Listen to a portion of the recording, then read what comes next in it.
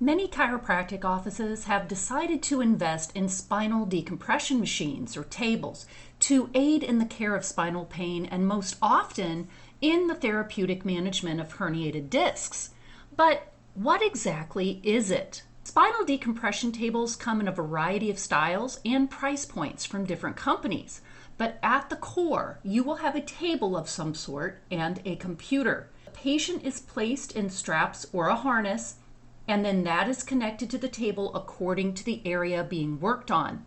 Once the settings are given to the computer regarding the specific areas to target on the patient, the table will move, and as it does, it will produce a distraction force to the targeted areas of the spine, followed by a relaxation phase of the treatment. The result is that the system will create a negative pressure or vacuum effect around the disc to help relieve pain and potentially reduce the bulge. That tension phase and relaxation phase will happen multiple times during a treatment. Note that in the medical surgical world, they may also use the term spinal decompression. However, in this sense, they are talking about invasive procedures, surgery. These may include things like a laminectomy, removing part of the spinal bone to give the disc more room, or a microdiscectomy that requires an incision in the back to remove damaged parts of the spinal disc, or spinal fusion, where two or more vertebrae are joined together with a bone graft. All of these types of surgeries should only be recommended when non-surgical treatments have not helped first. Spinal decompression, it kind of sounds like traction. So how is it different? This is a common question that you might be asking yourself, and it's certainly a common question that patients will be asking you. Though the procedures may seem similar, and they do feature some different mechanisms. Traction has been around for centuries, maybe even thousands of years, to create more separation between joint surfaces. Manual traction involves the doctor or practitioner using their hands to pull and create areas with a state of traction to widen the spaces between the vertebra. I use this all the time with cervical adjusting. With mechanically assisted traction, the patient might lie down or sit, and a series of ropes, slings, or pulleys are attached to the body and help pull. Traction is a more sustained tension that affects the spinal areas more globally to open up the intervertebral spaces. Traction does also offer some smaller devices that patients can use at home. In this picture, we're showing an over-the-door at-home system for cervical traction. Now, my little disclaimer for this is patients can hurt themselves if they are too zealous at home.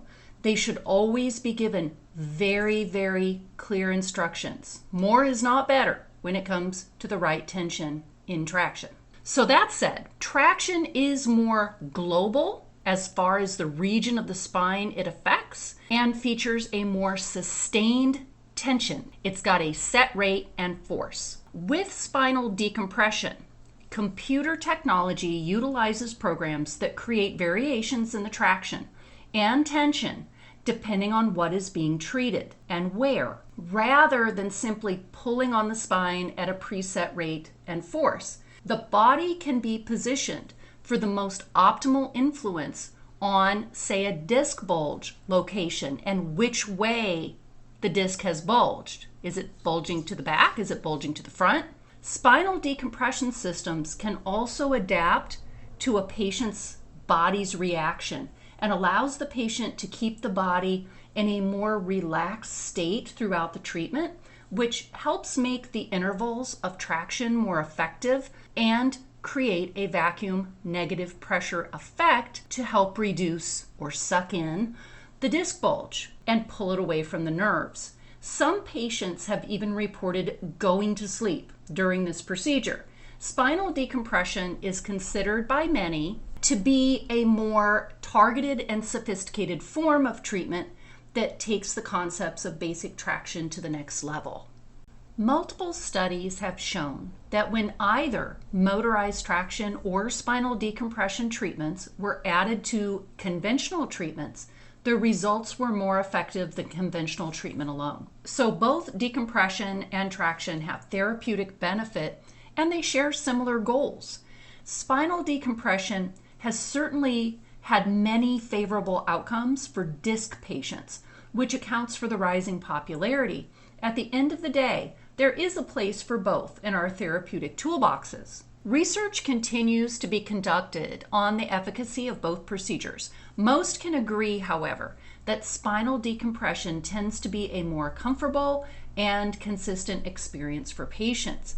Applied treatments for individuals will ultimately boil down to the doctor's findings, availability of the modality, cost, and specific diagnosis. Generally speaking, decompression may be more utilized for disc-related issues. These are herniations, degenerative disc disease, or associated conditions like sciatica. Traction might be used more for muscle tightness, joint stiffness, bone spurs, and may also be beneficial for some cases of slip discs or sciatica. A quick note of nomenclature here that herniated discs, ruptured discs, slip discs, these are all terms that are often used interchangeably and refer to that same condition where you have some type of fissure in the annulus of the disc and the nucleus pulposus of the disc starts to ooze through and protrude. Recall that disc herniations can occur at any area of the spine, the cervicals, thoracics, lumbars, and they can herniate in a variety of directions. They might go anterior toward the front. They might go posterior towards the back. They might come out laterally to one side or another. The most common location, however, is in the lumbar spine at L4, L5, and L5S1, and the bulge protrusions are most commonly posterior toward the back and lateral toward the side. Again, that's because our posterior longitudinal ligament that provides stabilization runs along the back of the spine to protect the spinal column. So these things like to poke out toward the sides laterally.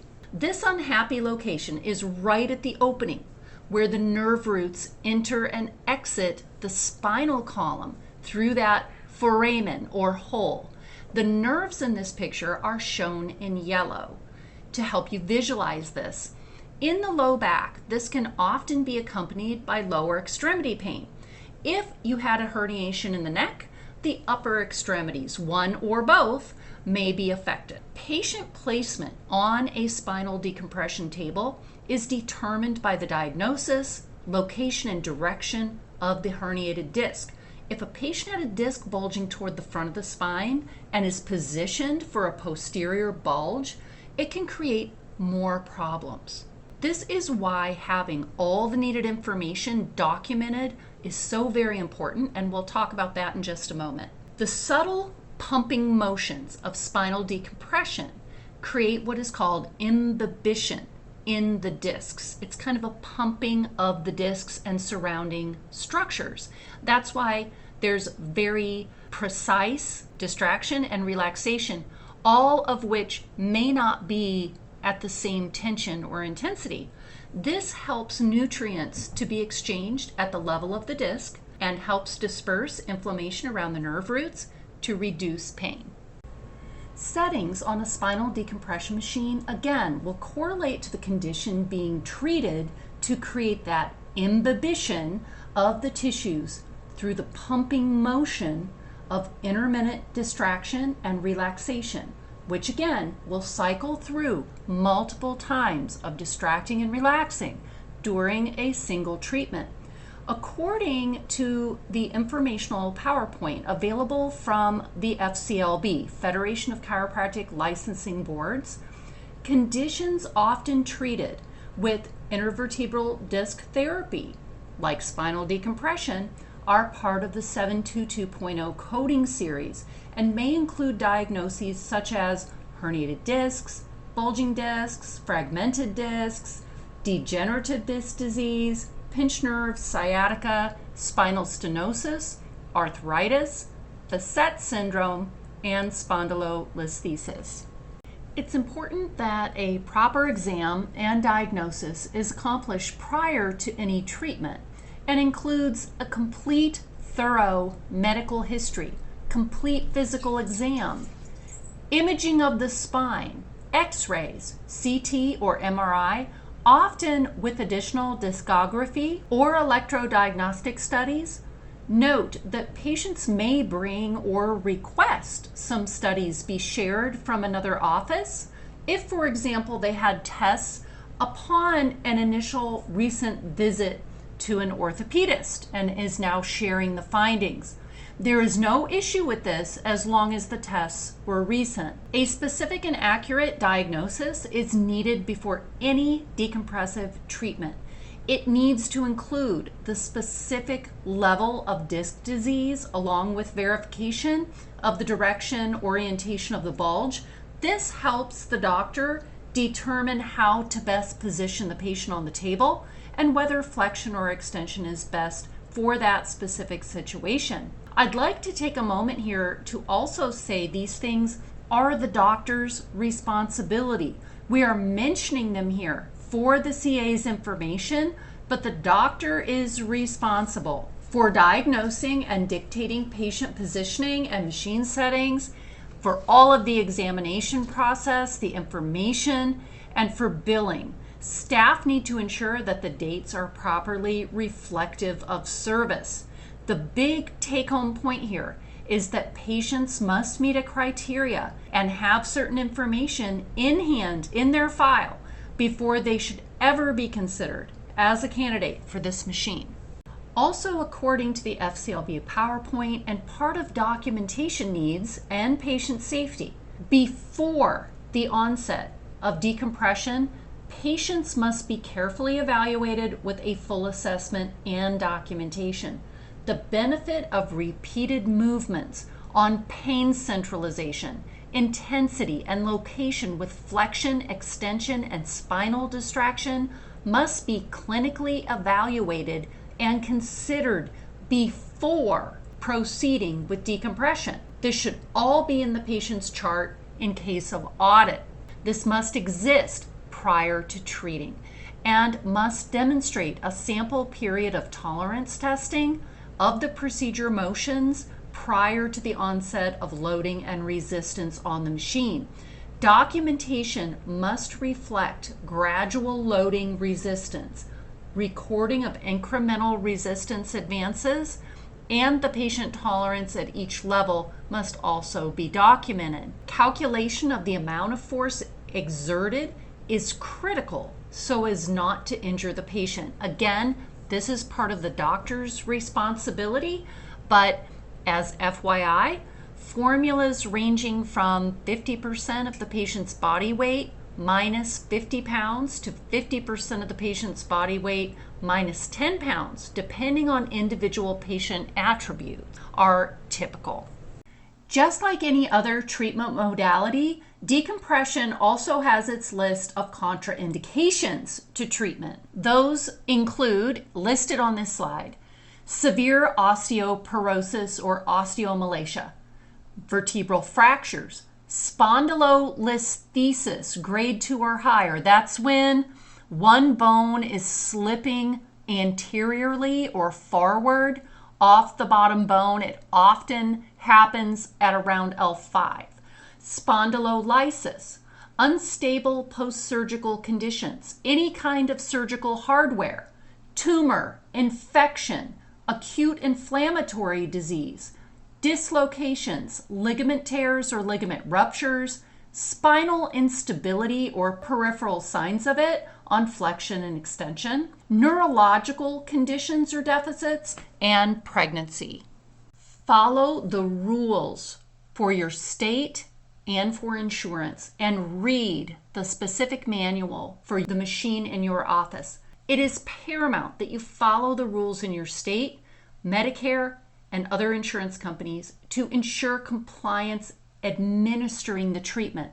Some entities may require the doctor to set it all up and be present. Others may allow CAs to follow the doctor's instructions Some insurance won't cover it at all. In any instance, and just like other modalities, someone should always be present to supervise the treatment and be available to intervene immediately if the patient has any issues during the treatment. Make sure that everyone in the office reads the manual provided with the specific equipment you are using. At a bare minimum, everyone in the office should know what the machine does, how to stop the machine, and how to get a patient out of the harnesses. Those with a bigger role need to understand the contraindications, what the machine settings mean, how to double check them, and explain things to the patient. Everyone in the office should also understand what constitutes fraud with treatment and billing. It is paramount that billing and procedures are accomplished according to the law. Later in the course, we've included a page with a link to FCLB's PowerPoint presentation that we will be asking you to view as part of this course, and it will cover in good detail what constitutes fraud.